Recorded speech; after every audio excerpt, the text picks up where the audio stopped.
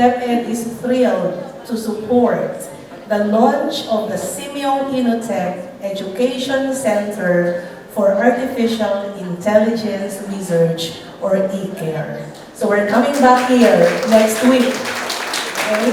This groundbreaking initiative will serve as a hub for AI research and innovation, fostering the ethical and transformative use of technology in education and beyond. Isang matamis na pangako para sa panibagong kabanata ng Philippine Education sa tulong ng Artificial Intelligence. Ito ang magandang balita na ibinahagi ni Education Undersecretary for Curriculum and Teaching Gina Gonong para sa ika-55 anibersaryo ng Simeo Inotech. 55 taon, sa loob ng higit 5 dekada, patuloy na nagsisilbing haligi na edukasyon sa buong Timog Silangang Asya. Ang Simeo Inotech, bitbit ang kanilang matayog na pangarap, ang pagsasama-sama ng sining, teknolohiya at pagkatao.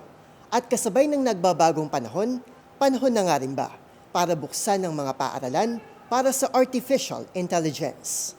We are calling for a conference, international conference this year para lahat na sektor.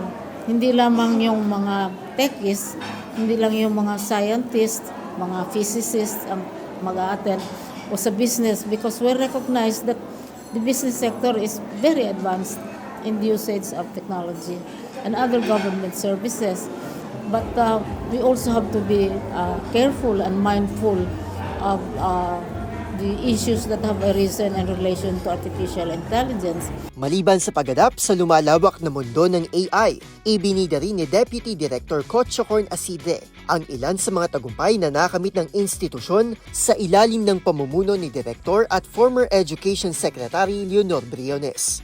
So far at the moment, the research that we conduct intensively is the research about the teachers' motivation in Southeast Asia. They are the one who are in the forefront of change. So we really want to understand them and we really want to support them. The second thing is recently we actually having the robotic competition. The last one that I'd like to highlight here as well is also the training.